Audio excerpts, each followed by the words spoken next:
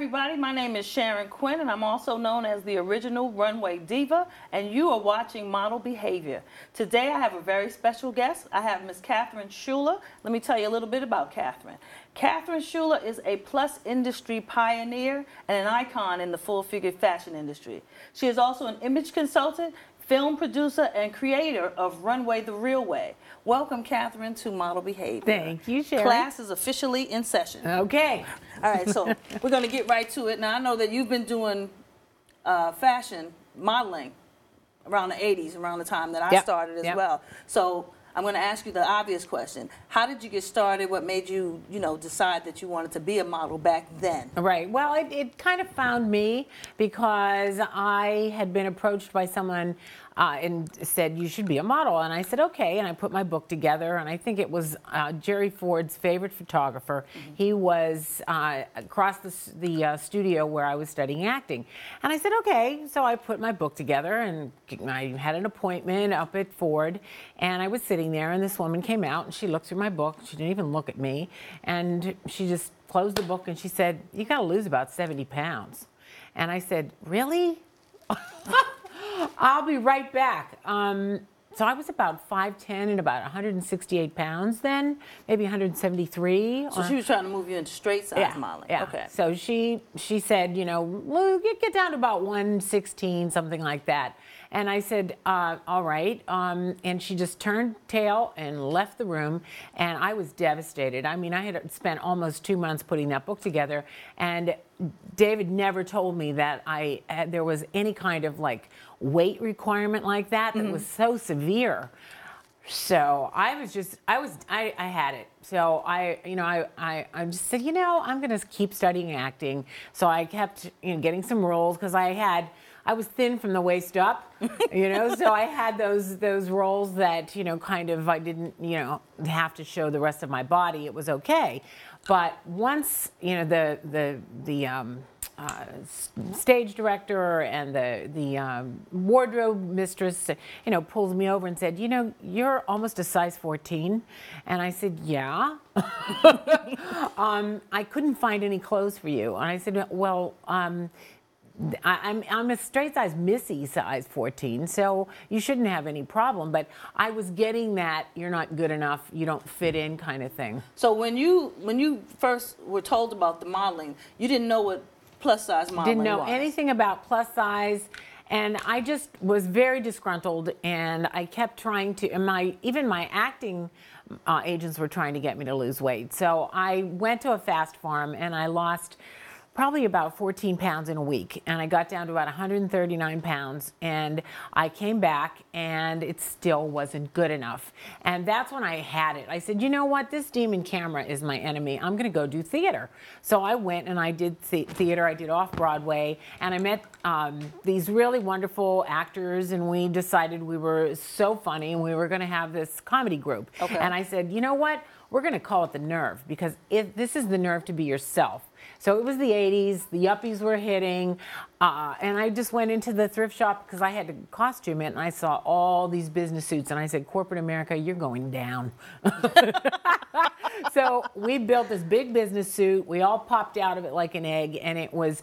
We just lambasted everyone from corporate America, finance, education, pay TV, pray TV, religion, movies, media. We did it all, and it was under the guise of The Nerve, and it hit a nerve.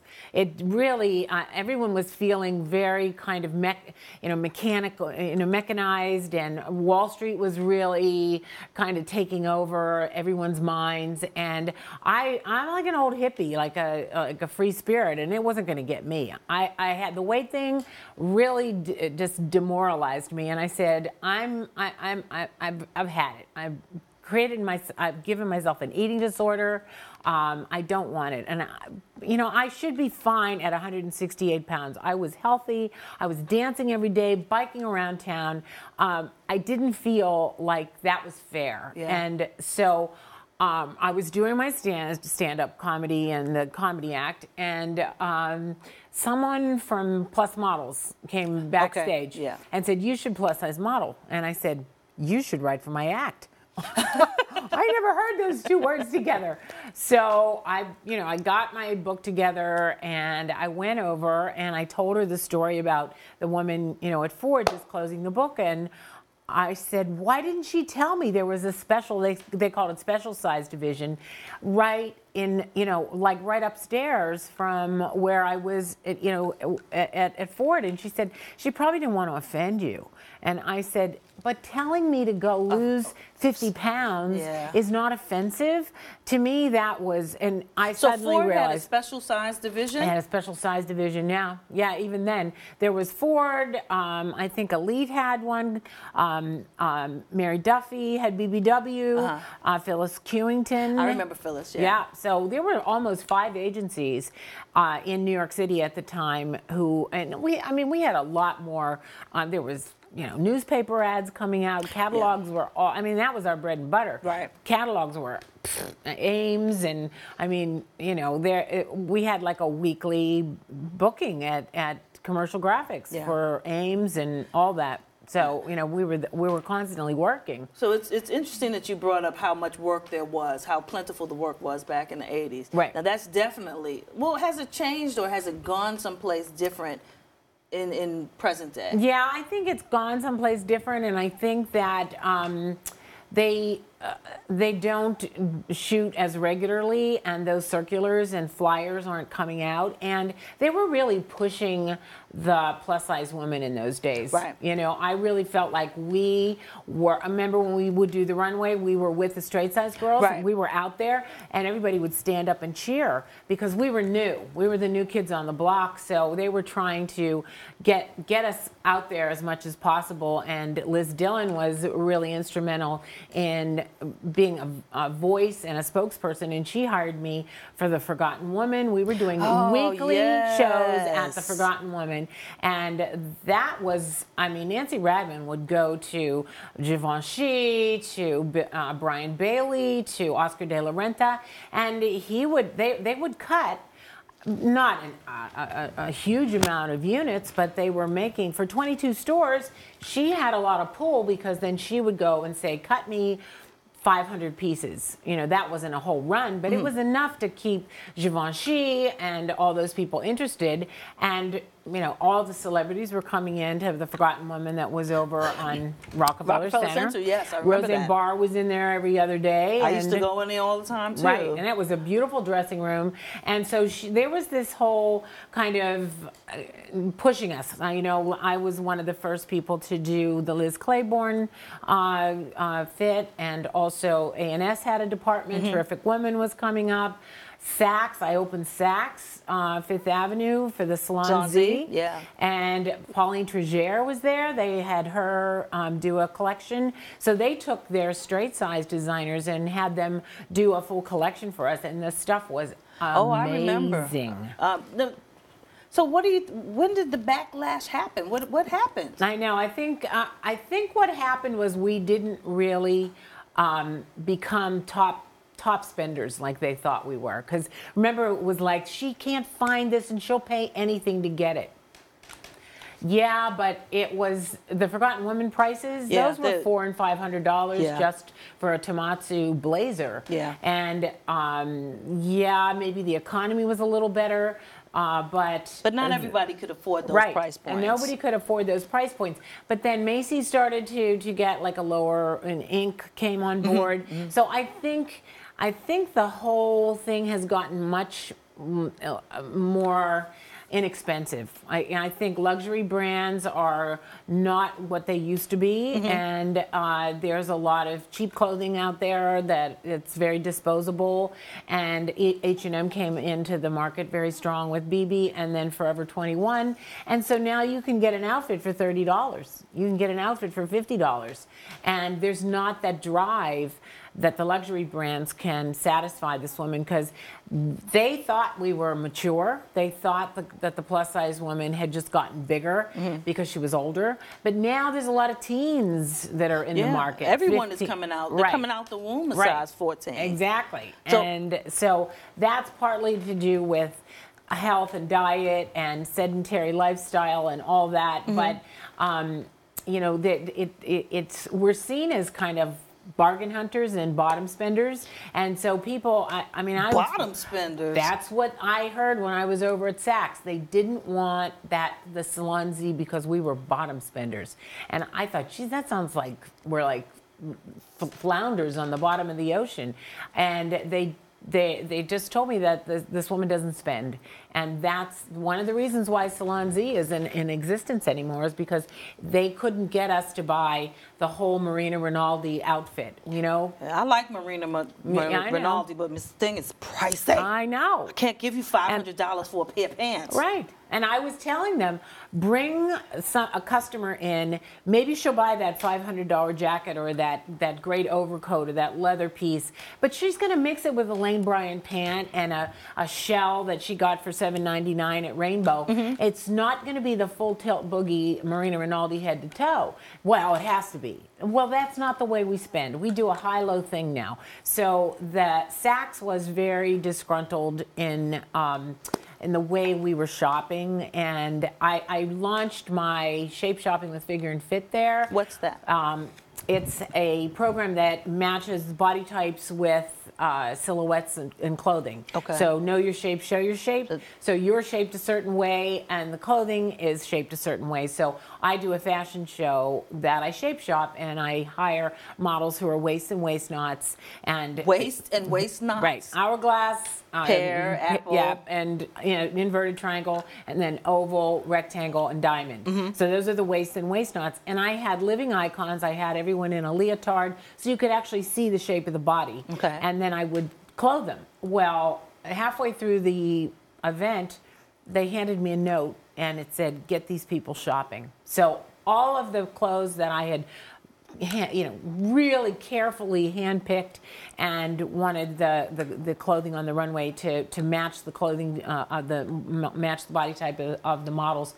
It just was for naught. They just saw dollar signs out there, and they wanted everybody shopping. So I think there wasn't that care of really nurturing us.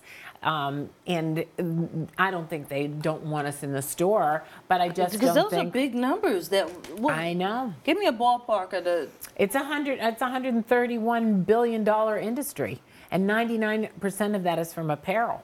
So. And I was with Mode in those days. And when I started with Mode in 1997, that was the Vogue Executed magazine, there were probably 150 brands. By the time Mode closed, there were 2,000 brands. So people were coming in really thinking that this woman is the next salvation and the next coming of Christ. It was not the case. So people didn't know how to do it either. They were licensing. Donna Karan licensed everything, and it didn't fit. Diane von Furstenberg, she totally licensed that. I was on the Today Show. Remember when we used to do those morning shows? Mm-hmm. And Diana was there, and she was like this. And I think that's the first time she had seen the line. And it's like she had this look on her face like, what have I done? And then she pulled all those licenses back, and she started to redesign it herself. So they were just throwing it against the wall, and they were giving us these crappy clothes and bad materials. The other thing. It's like we know crap when we see it. If we like something, we'll buy it. And because it's so hard to fit us, we'll buy it in triplicate. Right. But we're not going to buy crap just because you smack a plus size label on it. And I don't understand why manufacturers don't get that. To me, that's the piece to the puzzle right there. I know. And they haven't done their homework. They think, well, maybe 25 years ago, they thought we were just all rectangles and blobs and ovals, and I said no. There are size 22 hourglasses. We have waists. Mm-hmm. There are differentials that you're not addressing. You're just doing cover-ups. We need these clothes to complement. So I kind of, I was studying image consultant at this consultancy at Parsons at the same time that I was kind of phasing out of modeling and doing Mode, because I needed fashion speak. I had been a model.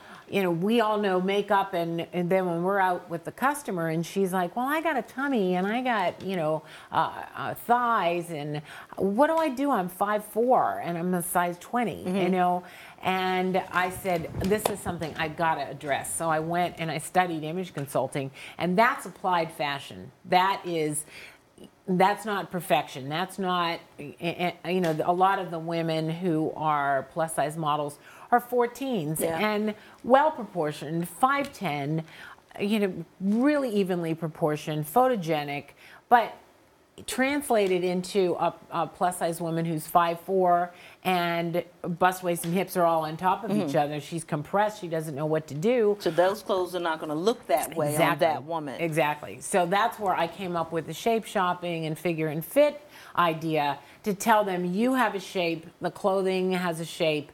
How do we do this marriage here? And I pushed for the manufacturers to do what they call jumbo shrimps as women's petite. And the whole, I was in the room when they were like, jumbo shrimps? We have to do jumbo shrimps. And I said, yes, the whole country is 5'4" and 150 pounds. They're not 5'10" and 168 pounds. They're not like, you know, what the models are.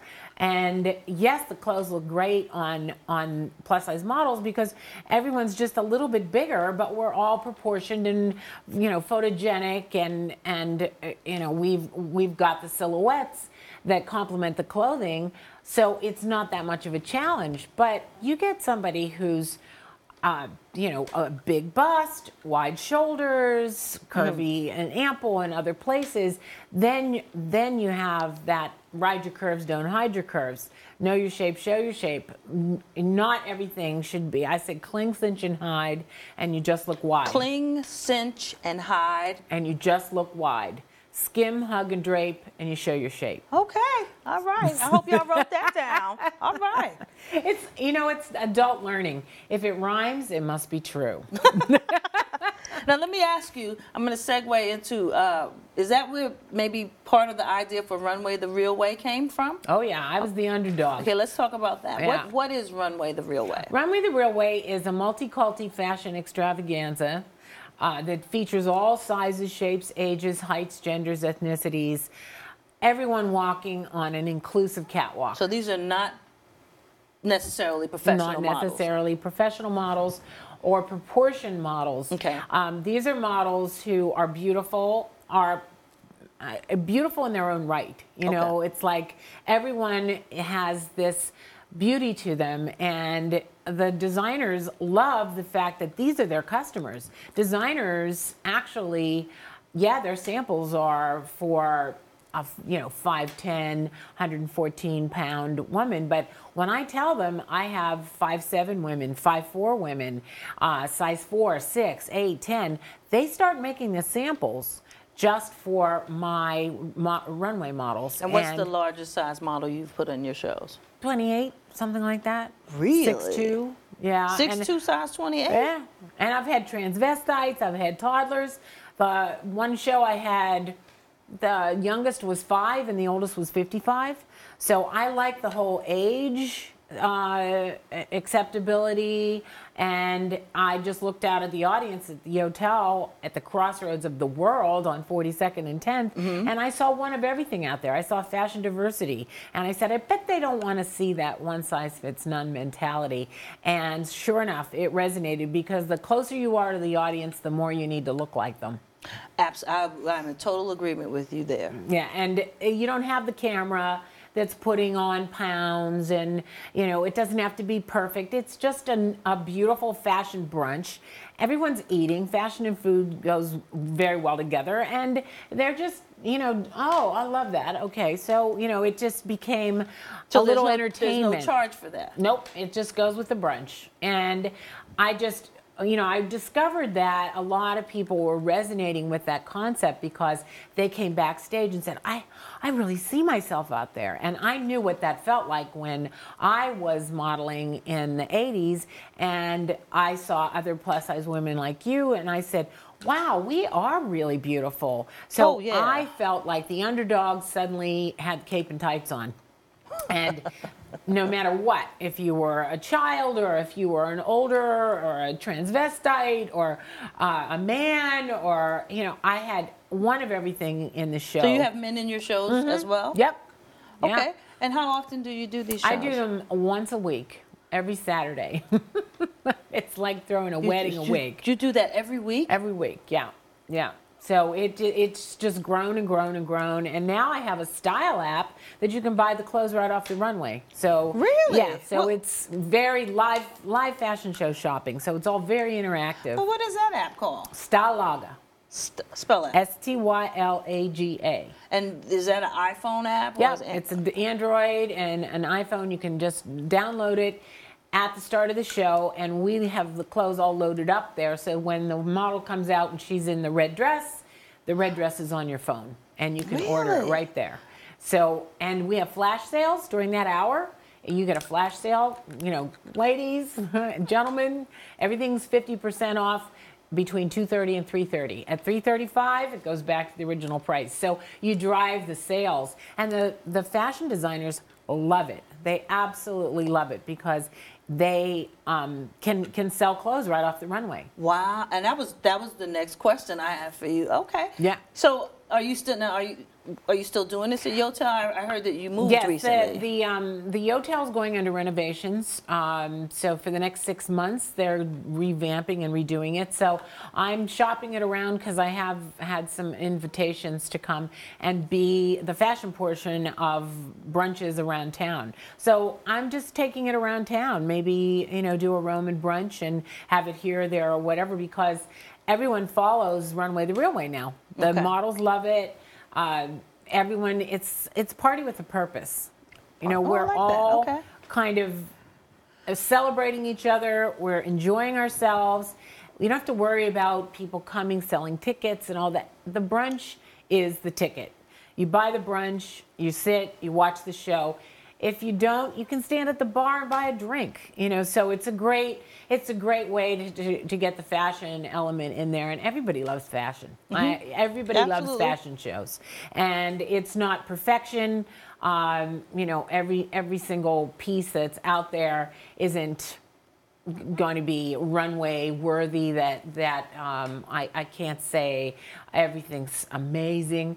There's some wonderful pieces. There's some great stuff, great new designers that I'm finding all over, young, older, whatever. Their samples, they make their samples, and sometimes they even have manufacturing. And I started to go to expos like Win and Moda, and I'm looking for brands that actually have manufacturing so that when it's up on Stylaga, you can order it in many different sizes, so you're not just ordering it and you'll get it in 2 weeks. What's the turnaround time on? For the designers, it can be anywhere from 2 to 3 weeks. Okay.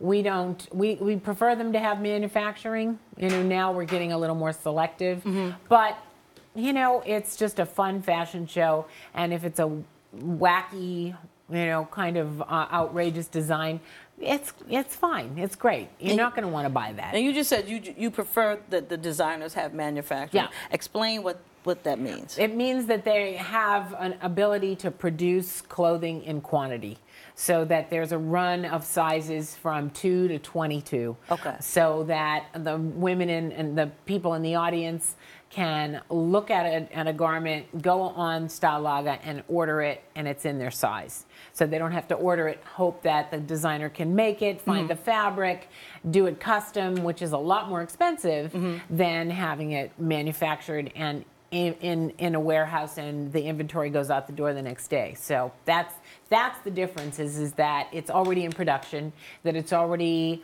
on the racks. A lot of people are, it's on their website. A lot of people have it in boutiques and stores, and so it's out there. It's in the commercial mainstream world, and that's great because then you don't have to wait for it. You can buy it and you can order it right there, and it's at your door in a couple days. Okay. All right, I'm going to segue again because you wear a lot of hats, Mama, so I'm trying to cover everything. Now, you were a fashion retail editor for Mode magazine. Right. Now, I remember the Mode days. That was like... I know, salad days. Yeah, that was a great time to be a plus-size model in the industry. How did you get that job? Well, and you also trained editors too. Yes, right? I trained the fashion retail editors. I met Emmy. She and I had modeled together, and we were kind of spokespeople. She was much more of a supermodel than I was, but I was kind of getting my land legs because I had studied acting. I did stand up with a nerve. So I was just grabbing the microphone and getting up in front of people and pulling the shows, going on the road with Mode. I did Mode on the Road, and I was the fashion retail editor, and I took the pages of the magazine and made them into a fashion show. So that's how I got kind of bit with that event production bug, because I realized that people love fashion shows and they love to see clothes on women that look like them. Okay, I'm going to stop you right there because I just got the signal that I'm almost out of time. We got a few minutes left. I really wanted to talk to you about Divabetic. I wanted to wrap that up, but I think I'm going to run out of time. So I'm going to ask you to come back because you have so much knowledge that, you want to share with everybody. Yeah, we'll do another health platform. Okay, we can do that. So I'd like to thank my guest, Catherine Schuller, for sharing her industry knowledge with us today. I want to leave you with a couple of things before I go. Remember that you can't change the game until you first learn the game. And always surround yourself with positive people and positive things. And lastly, do what you love and love what you do. Thanks for watching Model Behavior. My name is Sharon Quinn, and I'll see you guys next week. Class is officially dismissed. Bye. Thank